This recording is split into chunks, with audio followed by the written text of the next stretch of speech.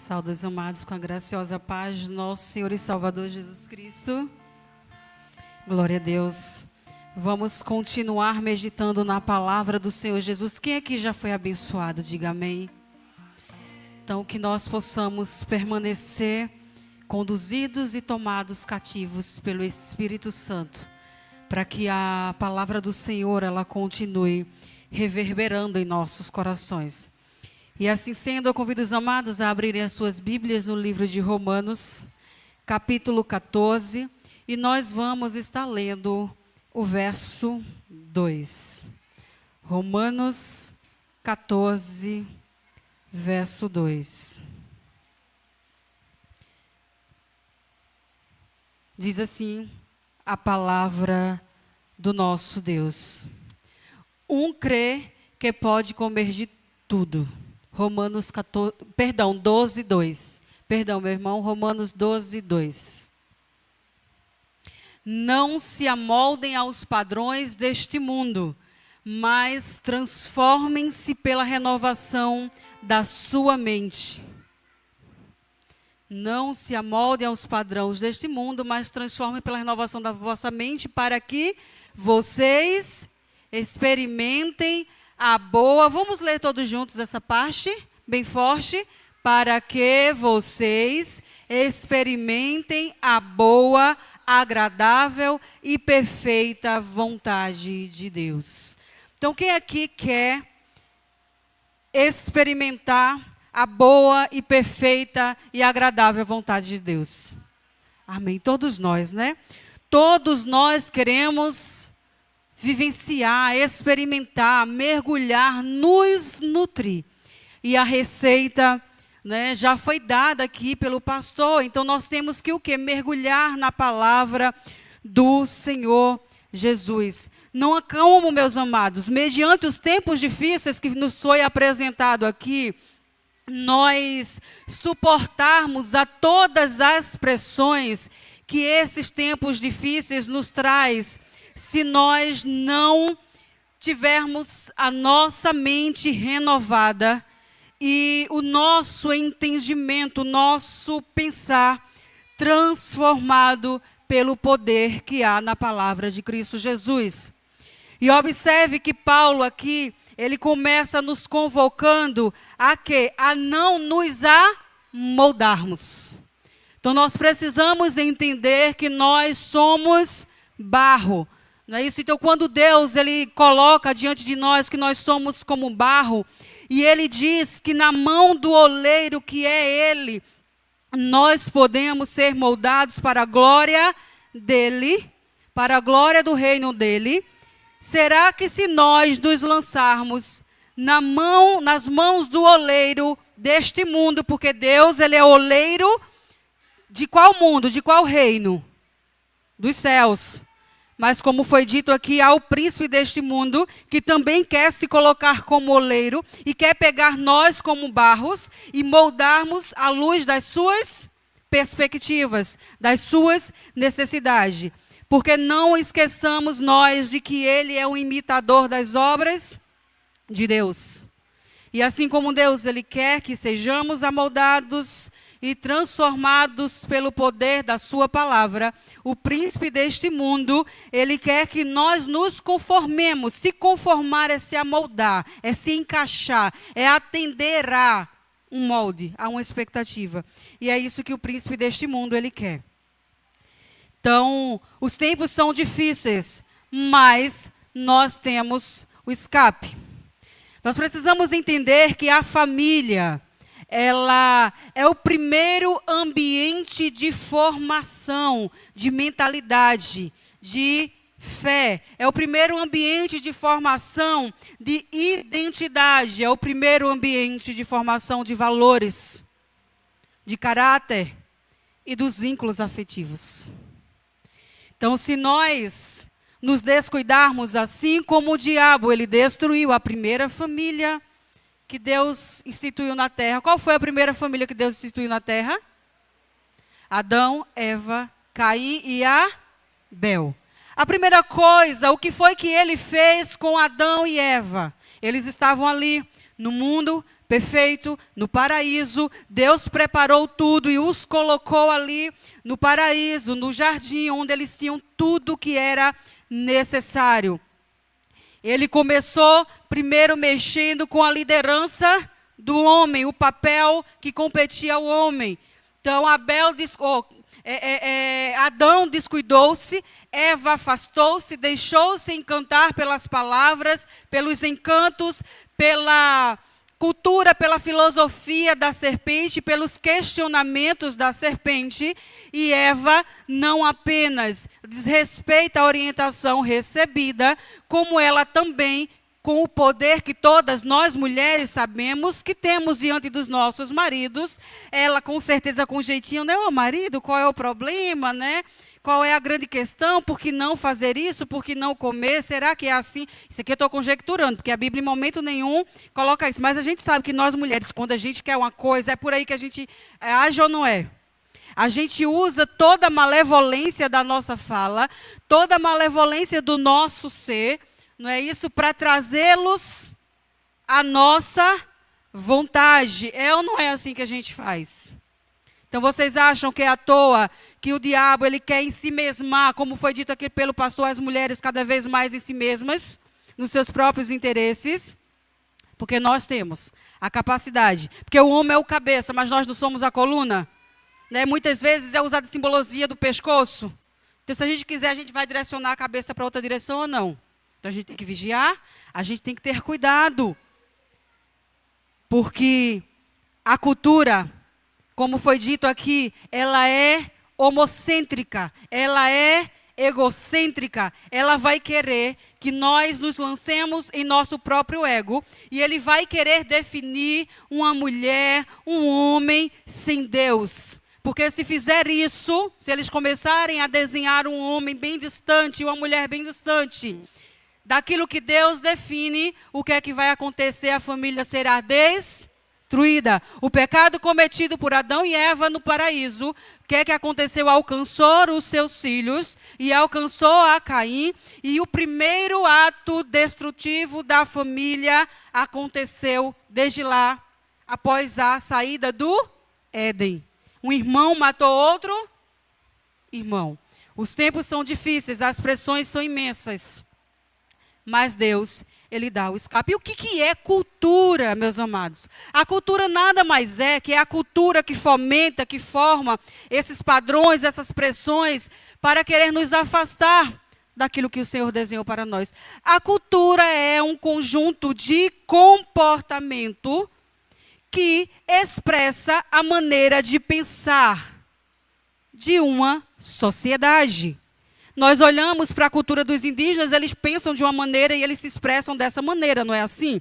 A maneira como eles se relacionam com a divindade, a maneira como eles se relacionam uns com os outros, com a natureza, é expresso ou não é expresso nos seus comportamentos, nas suas atitudes.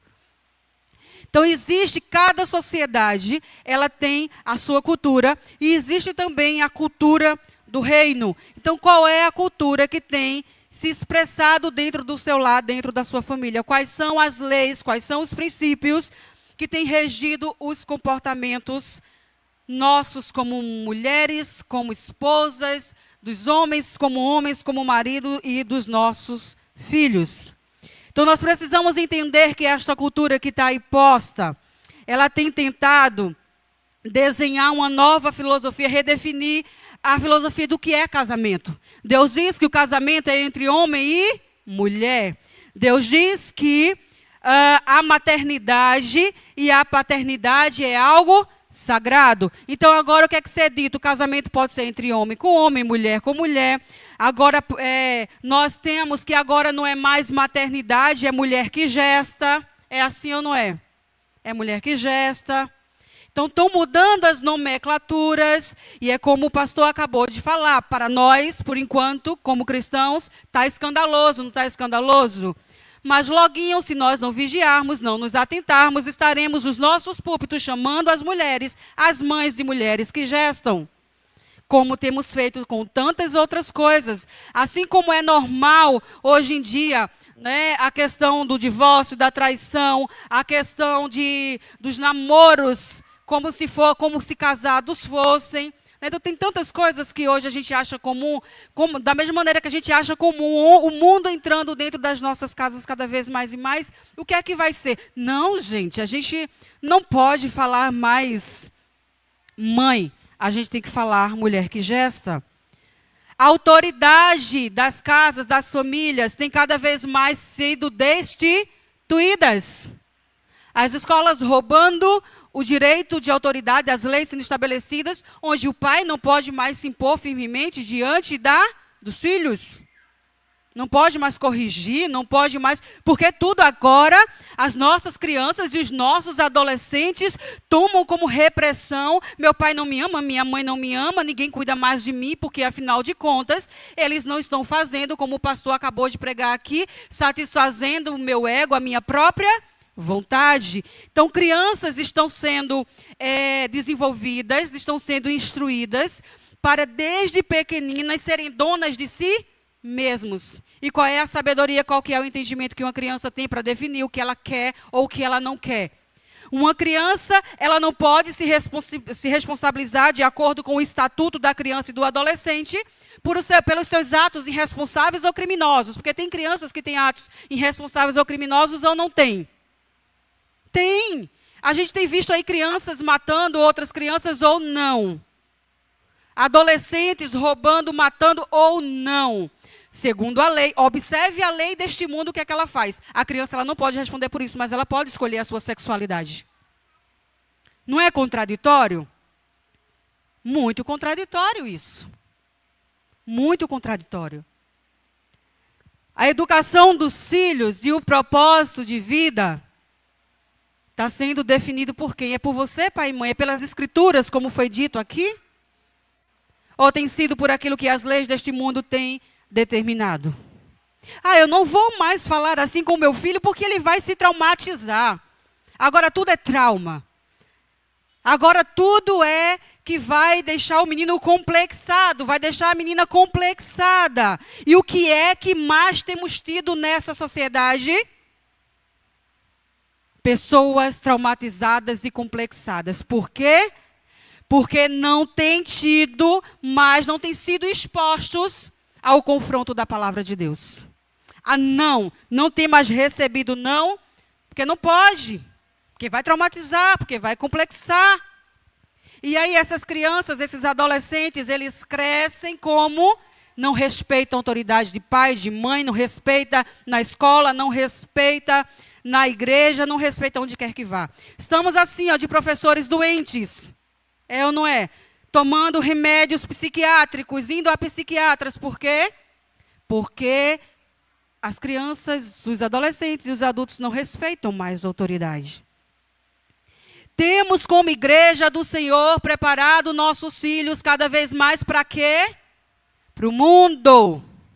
Para as coisas do mundo. Como já foi dito em várias pregações aqui, para serem médicos, doutores, advogados, para serem tudo menos discípulos do Senhor Jesus. E o inimigo das nossas almas está feliz, porque ele está conseguindo aquilo que o texto de Paulo, aqui em Romanos capítulo 12, verso 2, está dizendo para que a gente não faça.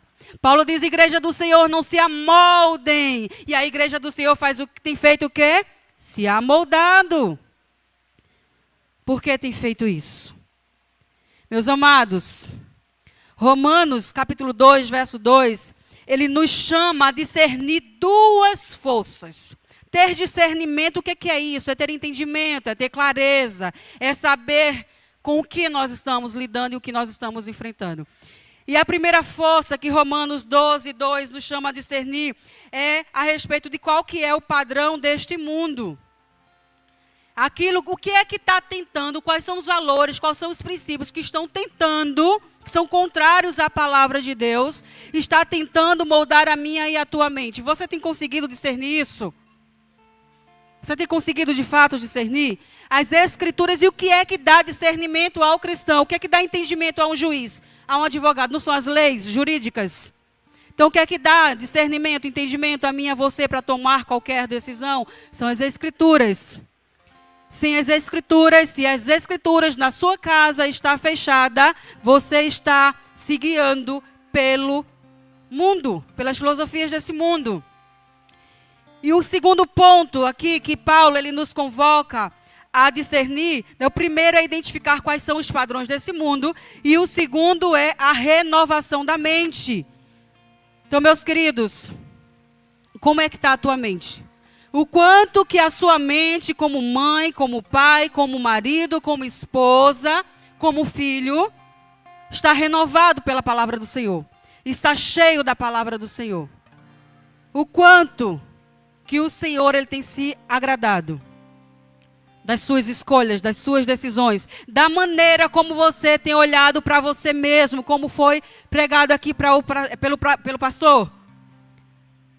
Como que você tem se olhado de acordo pela perspectiva desse mundo? Eu sou um coitadinho, eu sou uma coitadinha, eu sou uma vítima da minha família, eu sou uma vítima da sociedade. Eu sou fraco. Sim, nós somos fracos, mas a palavra do Senhor nos faz forte. Na presença dele nós somos mais do que vencedores. Quanto mais o inimigo ele te diminuir, e ele colocar a sua percepção sobre você mesmo de acordo com a perspectiva desse mundo, mais ele vai conseguir te destruir, te fragilizar, acabar com a tua mente e te afastar dos propósitos do Senhor. Ele quer impedir que você, como pai, como mãe, como filho, como irmão, que você não glorifique ao Senhor como deve ser glorificado. Então, como que está a renovação da tua mente? Qual é o processo pelo qual a palavra de Deus tem te submetido a passar e o quanto que você tem se submetido a esse processo? E, meus queridos, as expressões modernas, elas são muitas. E quero reforçar esse conceito com vocês. O que é? Quais são essas expressões modernas? São ideias, são discursos, são comportamentos, são sistemas culturais que têm se levantado com o único intuito de seduzir a nossa mente, de seduzir a forma como nós entendemos tudo aquilo que Deus definiu para nós. E entenda uma coisa, essas filosofias, essas leis, esses princípios, esses valores que o mundo tem imposto, não vai chegar para você lhe confrontando, não. E não vai chegar como uma oposição clara à palavra de Deus, não. Não, vá para a igreja. Vai chegar assim, qual é o problema de você ir para a igreja? Não, vá para a igreja. Mas não precisa que você pratique tudo que está sendo ensinado lá. Vá para a igreja, mas qual é o problema de você se alimentar desta ou daquela música? Vá para a igreja, mas qual é o problema de você deixar de estar na igreja para estar em qualquer outro lugar? Qual é o problema de você estar satisfazendo as suas vontades em lugar de estar na escola bíblica dominical estudando a respeito das leis do Senhor? Vá para a igreja quando der, quando você puder. O que é que você vai estar fazendo? Chegou cansado do trabalho, o que é que você vai estar fazendo no culto à noite, no domingo de manhã? O que é que você vai estar fazendo? Então perceba que elas vão aparecer, mas não como uma oposição direta. Ela vai começar te seduzindo e dizendo que você pode continuar espelhando, bebendo os comportamentos desse mundo. Surge como uma aparência de liberdade, de progresso, de autonomia, de felicidade e realização pessoal. Mas o perigo, meus irmãos, está em permitirmos que essa cultura, ela torne o nosso discipulador. Você é mãe, o que é que teus filhos estão vendo você fazer em casa? O que é que teus filhos estão vendo você assistir em casa? Onde que teus filhos estão vendo você gastar mais tempo? Você é pai da mesma forma. Onde que teus filhos estão vendo? Então, quem é que tem discipulado os seus filhos e quem é que tem discipulado a sua vida?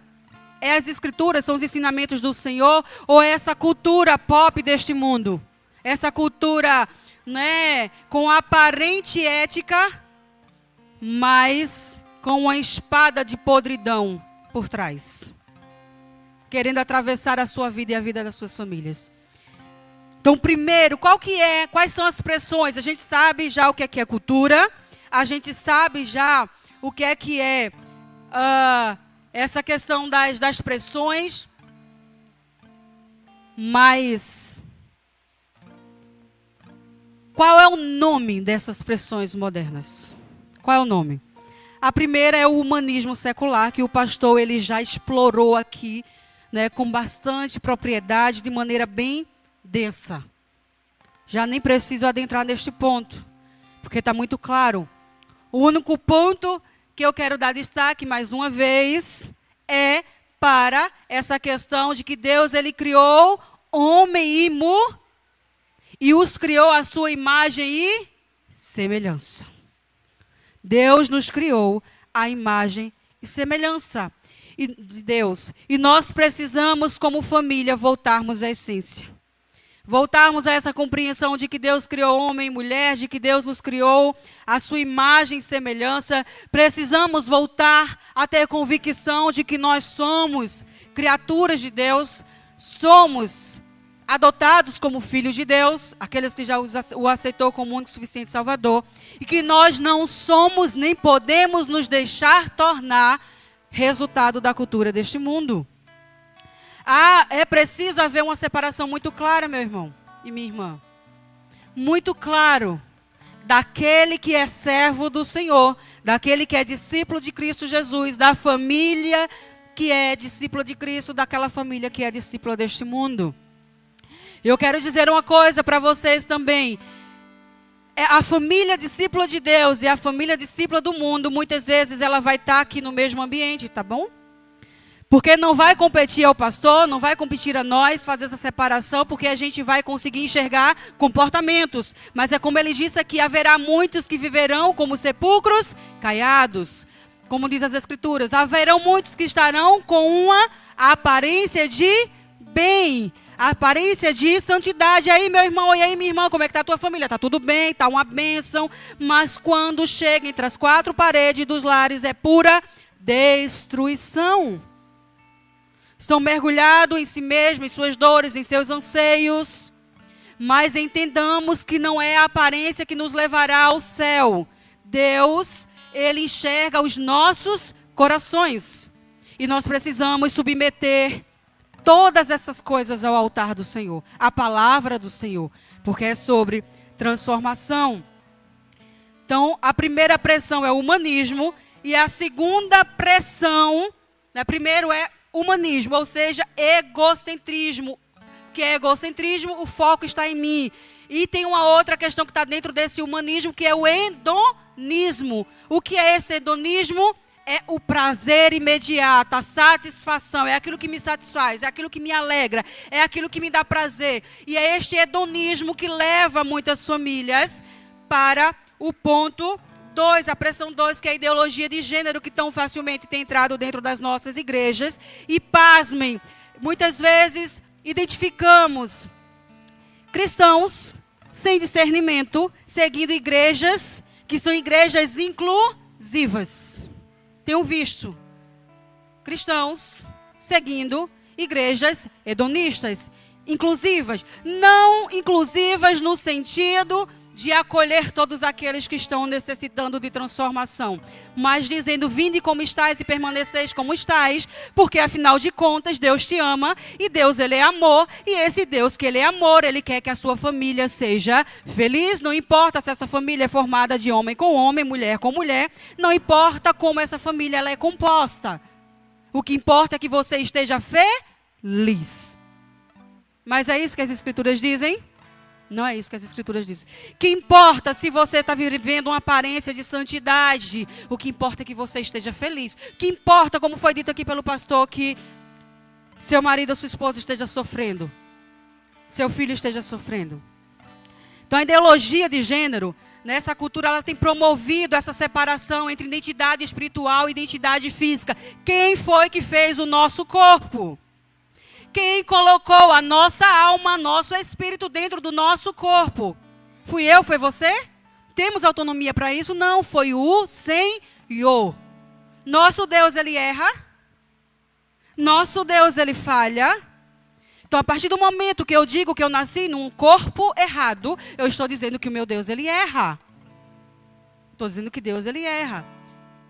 Mas e se porventura acontecer uma situação dessa dentro da nossa família? A gente vai expulsar de casa, a gente vai abandonar, a gente vai agora deixar de amar esse filho, esse ente querido? Não. A gente não vai concordar com as práticas, mas essa pessoa precisa ser amada por nós como nunca foi, como nunca se sentiu. Então não é sobre violência ou sobre rejeição da pessoa, é sobre a rejeição do comportamento, é sobre a rejeição do modo de pensar e do modo de agir. E meus queridos, a Bíblia, ela sempre vai apresentar que há uma unidade, corpo, alma e espírito é uma coisa só. E tem um único propósito, que é glorificar ao Deus que nos criou e a quem nós servimos. Essa pressão, ela vai atingir diretamente a formação, mais uma vez, da identidade da criança. O inimigo, ele sempre quis destruir primeiramente pai e mãe, quando faz o que faz com Adão e Eva. Depois ele vai tentar colocar inimizade entre os irmãos dentro de casa. Olha o exemplo de Caim e Abel.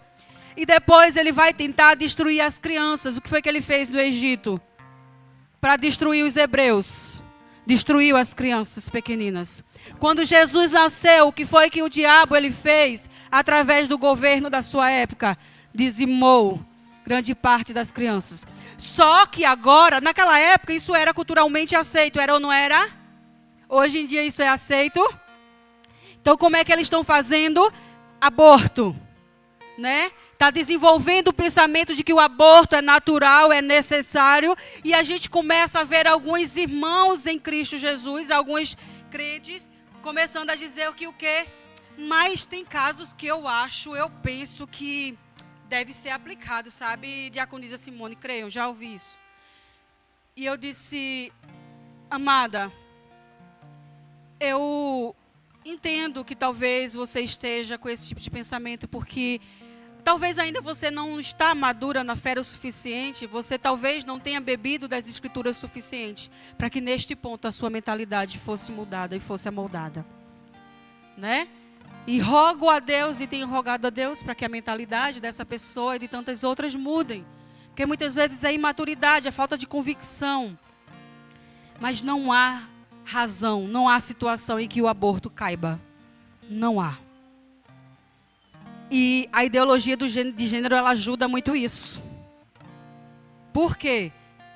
Quanto mais eu digo que não importa se é homem ou se é mulher, não importa o que é que seja, né? Porque quando eu digo que não me importa se é homem ou se é mulher, eu estou dizendo que não importa se a geração seja descontinuada. Porque vocês percebem que se é homem com homem, mulher com mulher, a geração ela não continua, ela não se perpetua. Percebe isso? Que essa questão do gênero é uma questão de ataque à família.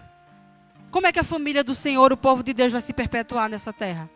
Se eles começarem a se deixar levar por isso. E essa questão da ideologia de gênero, ele começa a afetar a questão da identidade masculina. Observa como os homens estão cada vez mais afeminados, cada vez mais destituídos da liderança nos lares. Observem quantos homens estão dentro das igrejas do Senhor hoje. Destes que estão, quantos assumem a liderança dos seus lares? Quantos assumem o sacerdócio espiritual, o sacerdócio da manutenção material, o sacerdócio da manutenção emocional em todos os sentidos? Quantos ditos servos do Senhor têm assumido esse papel? Isso não nos causa estranheza? Quanto, e a questão do papel da mulher? É o homem afeminando-se, descaracterizando de ser o cabeça, e as mulheres cada vez mais autoritárias, cada vez mais masculinizadas, cada vez mais provedoras, cada vez mais solucionadoras, porque afinal de contas elas têm que ser empoderadas, elas têm que brigar pelo mesmo espaço que os homens. Desde quando Deus disse que você tem que disputar espaço com o homem? Deus te dá o teu papel para que você assuma papéis extraordinários. Ah, diaconisa Simone, mas tem Débora. Débora, eu canso de dizer. Vai ler o texto de Débora. Ela assume o papel de um homem diante da covardia deste homem. Então, todas as vezes que uma mulher assume o papel de um homem, não é porque Deus assim o quis desde o princípio. É porque o homem deixou esse espaço. E o reino de Deus precisa continuar crescendo. As famílias precisam continuar sendo sustentadas. Então não é porque Deus quer, é por conta da dureza do nosso coração. E aí o papel na educação moral e espiritual dos nossos filhos vão crescendo distorcidos. Então essas crianças que são crescidas, criadas neste lar, onde o papel, ele não sabe mais qual é o papel da mamãe, qual é o papel do papai. Às vezes você pergunta, eles dizem que manda em casa é a mamãe, não é assim? Não é assim não, papai lidera e eles decidem tudo juntos, né? Eles estão ali como um acordo. Não, a criança diz logo, é assustador. E aí essa criança muitas vezes ela cresce dizendo que mesmo num lar cristão que não quer se casar. Porque não quer ter um casamento igual do papai e da mamãe, que são santos e perfeitos na igreja, mas em casa só a misericórdia de Deus sustenta este lar. Essa menina vai crescendo e olhando cada vez mais para o mundo, para homens do mundo. Porque na igreja do Senhor não tem visto modelos de homens que têm o quê? Que dão a vida pela esposa como Cristo dá a vida pela igreja. Esse menino, muitas vezes, ele cresce também não querendo casar-se e numa tendência muito grande de buscar mulheres desestruturadas como suas mães, ou as meninas buscando homens, maridos desestruturados como seus pais, porque afinal de contas essa é a realidade que eles conhecem. Então por elas eles são atraídos e o inimigo ele tem cirandado sobre as nossas vidas, tudo isso por conta de uma ideologia de gênero, porque para que eu domine eu preciso fragilizar. O inimigo ele quer controlar as nossas casas, mesmo dizendo nós que somos cristãos. Repito, Gênesis 1:27. Homem e mulher os criou, cada um com o seu papel, nenhum é superior ao outro, é parceria. Quando Deus diz que a mulher é auxiliadora, é ajudadora, vocês já leram textos na Bíblia que diz que Deus ele nos auxilia nas nossas fraquezas, ele nos ajuda. Ele é fraco, é porque ele auxilia. O Espírito Santo ele é fraco, mas qual que é o papel do Espírito Santo? Auxiliador, ajudador. Não é assim? Então percebe como o mundo tenta empurrar na nossa mente como cristãos, de que o papel de auxiliador é um papel de fragilidade, de pessoas fracas, de pessoas que não têm firmezas em si mesmo. E olha o que é que elas estão atacando o papel do Espírito Santo em nossas vidas. Então tudo aquilo que nos dirige para o caráter e a imagem e semelhança de Deus, a qual nós somos criadas. Observa que as filosofias desse mundo, as pressões desse mundo tentam descaracterizar. Então, meus queridos, pressão número 1, a questão do homocentrismo, do humanismo. Pressão número 2, ideologia de gênero. Pressão número 2 é a pressão cultural sobre os valores cristãos. É bem interessante a contradição que eles têm posto diante de nós. Ao mesmo tempo que ser cristão virou moda, todo mundo agora diz que é crente. Mas o diabo, ele também é crente. Ele crê em Deus. Ele crê em Deus. Ele acredita nas escrituras, diante de Deus e diante das escrituras, ele treme e foge. Mas ele não obedece, ele não se submete. Não é assim? Então virou moda ser crente, mas virou vergonhoso ter comportamento de discípulo. Comportamento de cristão. É vergonhoso. Está começando a virar vergonha. Vai dizer que os princípios bíblicos são ultrapassados, que a família tradicional ela é ultrapassada, que ela não cabe mais. Está começando a dizer, propagar cada vez mais o quê? Que essa família perfeita que a Bíblia traz. Vocês encontraram alguma família perfeita na Bíblia? Eu não achei ainda, porque a primeira família, aconteceu o que aconteceu com ela. Todas as famílias da Bíblia é formada por pai, mãe, filhinho, tudo lindinho assim. Tem um exemplo de família na Bíblia que é uma avó e uma mãe, educando o filho à luz das Escrituras. Eunice e Lloyd, é ou não é? E por que Deus traz esses exemplos de famílias? É porque Ele queria que fosse assim? Que a família de Adão e Eva fosse do jeito que fosse? Não, o pecado deformou. Ele queria que a família Por exemplo, de Abraão, que ali ele mente, ele por medo, e o filho mais na frente comete as mesmas mentiras que ele. Aquela guerra que há ali, né, entre a falta de perdão que acontece, perdão não, de inveja, né, entre José e seus irmãos, que vendem o irmão e aquela coisa. Isso aí não são famílias perfeitas, mas Deus deixa posto ali nas Escrituras para dizer o que para vocês? Olha, o pecado, ele vai estar batendo a porta de cada um de nós todos os dias. Ele vai tentar todos os dias destruir, deformar, afastar vocês, colocar vocês uns contra os outros. Mas olhem para a história desse povo. Eu não desisti deles. Eu cuidei deles em cada detalhe. Eu os restaurei. Ainda que Samuel, um sacerdote, os seus filhos tenham abandonado, que ele era um homem de Deus, não era Samuel, mas os seus filhos seguem seus princípios, não segue. Por quê? Samuel falhou na educação dos filhos, não falhou? Deus queria que ele falhasse? Não queria, mas Deus tira esse testemunho das Escrituras? Não, para dizer que vai haver falha, mas vai haver também misericórdia. Então não é para... Então esse discurso que eles têm querido utilizar para fragilizar as nossas convicções em Deus não faz sentido, não se agarre a eles. Repreenda em nome de Cristo Jesus e exponha o Deus transparente e verdadeiro a quem nós servimos. Que Ele não esconde as fragilidades. Ele não esconde. Então esses valores bíblicos, eles não são ultrapassados. Eles são reais. E deixa eu dizer uma coisa para vocês, meus irmãos, nessa manhã. Pais, mãe e filhos, quando vocês se calam diante do filho de vocês, quando nós nos calamos, como o pastor disse aqui, a cultura vai catequizá-los. A cultura vai discipulá-los. A cultura vai fazer isso. Quando a Bíblia, como o pastor disse aqui, sai do centro da casa, não tenha dúvida, outras vozes vão assumir o controle dessa casa. Outros livros vão ocupar o espaço dessa casa. E a mente dessas crianças, desses adolescentes e desses jovens. Quando o culto doméstico, como o pastor disse, desaparece do lar, não tenha dúvida, outra coisa vai ser cultuada, vai ser adorada. Seu celular, as redes sociais, tudo, menos Deus, mas vai ser. Então, meus queridos, para ir encerrando, o colapso da família começa na mente. Gente, continuem aqui, é natural, é criança, né? Então, ela está onde tem que estar e faz parte, é isso mesmo, minha irmã, é isso mesmo. Então, esses gritinhos faz parte, não interfere em nada. Então, permanecemos com os nossos espíritos centrados, que a mãezinha, com todo o carinho do mundo, está aqui cuidando, né? Então, o colapso da família começa na mente, como diz Romanos 12:2. Conforme o diabo vai encontrando espaço para mudar a nossa mente e fazer com que a gente comece a achar essas coisas do mundo naturais,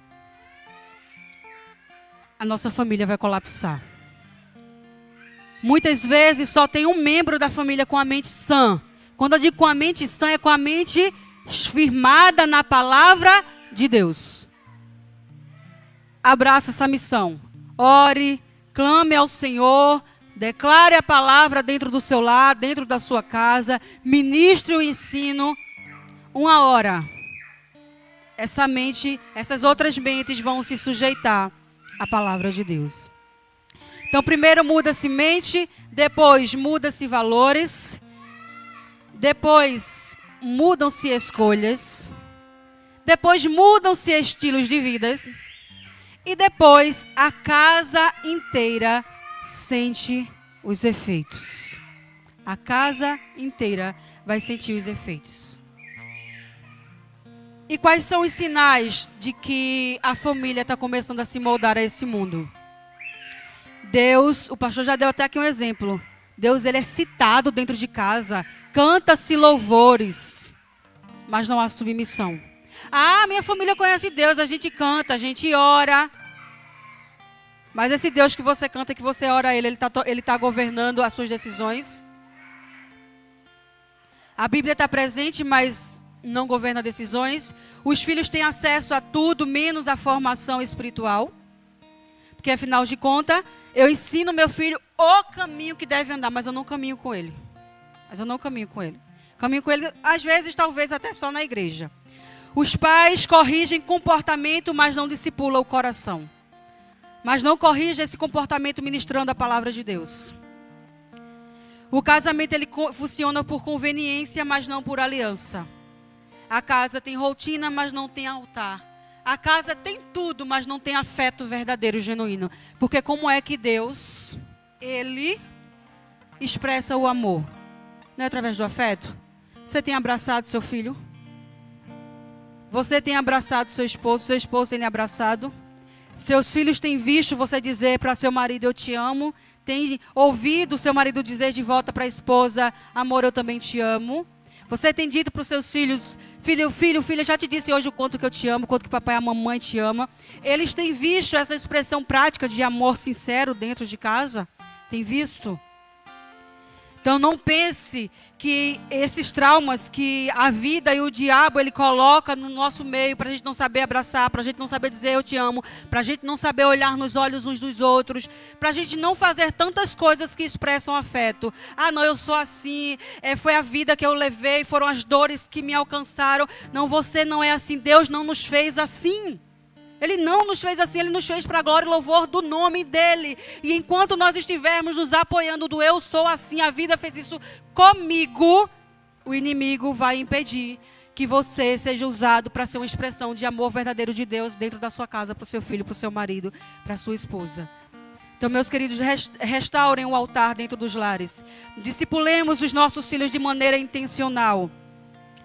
Vamos viver dentro de casa a graça de verdade, concedendo perdão e pedindo perdão. Então, muitas famílias têm adoecido porque têm sido atacadas através dessas pressões em 3 pontos principais. Na identidade, ou seja, em quem Deus diz que somos como pessoas individuais, como pessoas relacionais e como família. E aí tem quebrado a ordem de papéis, como eu já falei aqui inicialmente, o papel do pai, o papel da mãe, o papel do filho e a ordem de prioridade, onde é que Deus se encaixa nisso tudo, onde é que meu trabalho se encaixa, onde é que a mãe e o pai se encaixam e os filhos. Mas eu quero dizer para vocês que a restauração de tudo isso começa em nós nos voltando genuinamente para a palavra de Deus. Genuinamente voltando a estabelecer o altar dentro de casa. E para encerrar, e assim nós oramos, eu quero repetir com vocês Romanos 12:2. Amada igreja do Senhor, pais e mães e filhos aqui presentes, não nos amoldemos aos padrões deste mundo, às filosofias deste mundo, mas sejamos transformados pela renovação da nossa mente, pelo poder que há na palavra de Cristo Jesus. Porque esta palavra tem poder. Curvemos as nossas cabeças e oremos.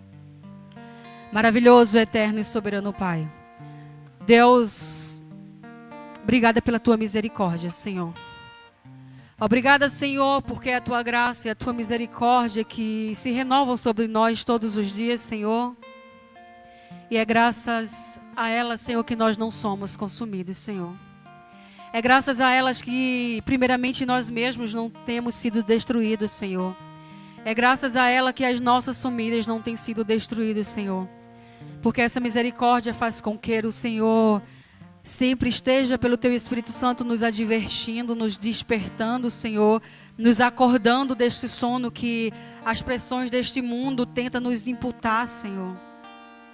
Oh Deus, obrigada por este amor tão infinito, Deus, que todos os dias nos mostra que o Senhor não nos abandona, o Senhor não nos deixa só. Que diante das pressões deste mundo, Tu estás conosco, Senhor. Que a Tua palavra, Pai, é o nosso guia, é o nosso mapa, Senhor. Que Cristo Jesus é a rocha na qual a nossa família deve estar firmada, Deus.